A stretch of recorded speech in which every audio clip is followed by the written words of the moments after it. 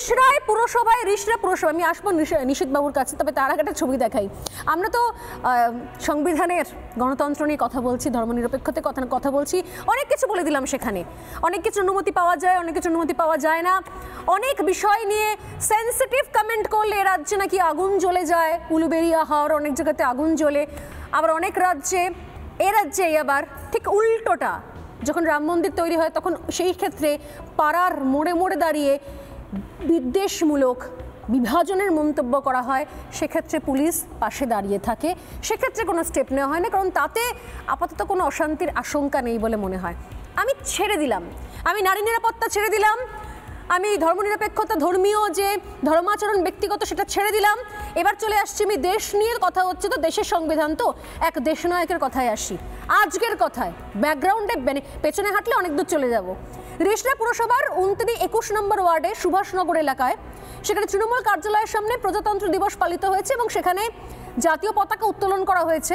পতাকার নিচে সুভাষচন্দ্র বসুর ছবি, তার নিচে লেখা রয়েছে কিশোর ঘোষ।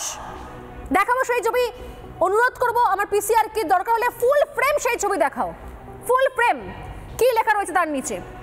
নেতাজি সুভাষচন্দ্র বসুর ছবির নিচে লেখা রয়েছে কিশোর ঘোষ, শ্রী কিশোর ঘোষ নিচে লেখা, শ্রী কিশোর ঘোষ নিচে লেখা। কে কিশোর ঘোষ? তৃণমূলের পৌর সদস্য।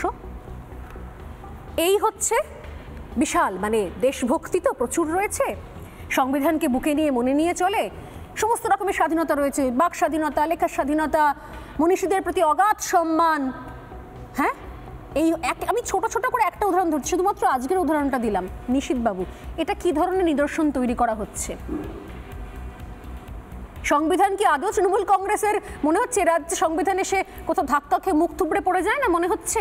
নাকি সংবিধানের বিশেষ যাদের শুরুতেই বললাম 76-এর যে সংশোধনী, বিশেষ কিছু ওয়ার্ডকে ক্যাপচার করে নিয়ে ভোট ব্যাংকের রাজনীতি করা? নিশীথ বাবু প্লিজ। আমি একটুখানি পিছনে ফিরে যাই। ব্রিটিশ শাসনে আমাদের প্রথম আক্রমণটা এসেছিল শিক্ষা এবং সংস্কৃতি এবং সংস্কারের ওপরে।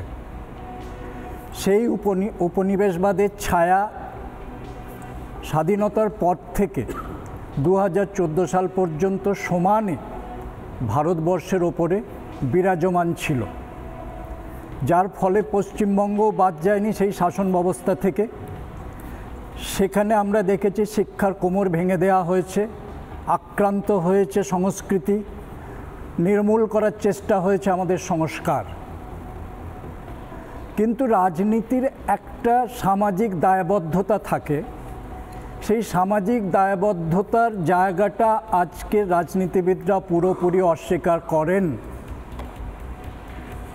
আমি জোর দিয়ে বলতে পারছি এই জন্য, আজকে সল্টলেকে যারা সর্বহারা গরিব শ্রেণীর প্রতিনিধি বলে রাস্তায় চিৎকার করেন, অন্তত 2 ডজন নেতা দোতলা বাড়ি করে আছেন, তাদের চাকরি নেই, ব্যবসা নেই, তাদের কিচ্ছু নেই, তারা সর্বহারার নেতা। অন্তত 2 ডজন নেতা সল্টলেকে আছে, আমি জানি। আজকে যারা রাজনীতি করেন শাসক দলের, তারা লক্ষপতি, কোটিপতি, তাদের চাকরি নেই, ব্যবসা নেই। তাহলে সামাজিক দায়বদ্ধতাটা কোথায় এলো? ঠিক, এই যে টাকাটা সংগৃহীত হচ্ছে, এটা সাধারণ মানুষের অর্থ, তাদের উন্নয়নের টাকা, তাদের ট্যাক্সের টাকা। সাধারণ মানুষ ওই টাকার সুযোগটা পেত, ট্যাক্সটা কম লাগতো, রাস্তাটা ভালো হতো, যেটা সংবিধান আমাদের শেখায়নি কিন্তু শাসক দল শিখে নিয়েছে। এটা না, সংবিধানে যেটা আছে ইকুয়ালিটি, কিন্তু এটা তো ইকুয়ালিটি হলো না। উন্নয়নটা হচ্ছে যারা শাসন ক্ষমতায় থাকছে সেই মুষ্টিমেয়। এই অবস্থায় দাঁড়িয়ে আজকে কুচকাওয়াজে আমরা দেখলাম মহিলা ব্রিগেড, পশ্চিমবঙ্গে এক্ষুনি কথা হচ্ছিল, চিৎকার চেঁচামেচি হচ্ছিল মহিলাদের শান্তি সুরক্ষা। নারী শিশু পাচার চক্রের প্রথম সারিতে রয়েছে পশ্চিমবঙ্গের নাম। প্রথম কথা, হাঙ্গার স্ট্রাইকের যে ডাটাটা বলা হলো 111 নম্বরে, ওটা একটা ফেক ডাটা। কারণটা হচ্ছে ওটা ওয়ার্ল্ড ব্যাংকের ডাটা নয়, ওটা লেফট লিনিং একটা অর্গানাইজেশন এই সার্ভেটা করে। সেম ডাটা দি হিন্দু দিয়েছে 107 নম্বরে, আমি আপনাকে দেখিয়ে দিচ্ছি। 111 এক জায়গায় আছে, 107 এক জায়গায় আছে। এবং ওরা বলছে দর্শক বিচার করবে ভারতবর্ষের হাঙ্গার রেট শ্রীলঙ্কা, নেপাল, আফগানিস্তানের থেকেও নিচে। ভাবা যায়, এটা বিশ্বাস করবে, এটা যারা ওয়ার্ল্ড খেতে ব্যাংক নাম পাচ্ছে না, মানবে। যারা খেতে পাচ্ছে না, সেটা নিয়ে আপনি তর্ক করছেন এখানে বসে। অসাধারণ।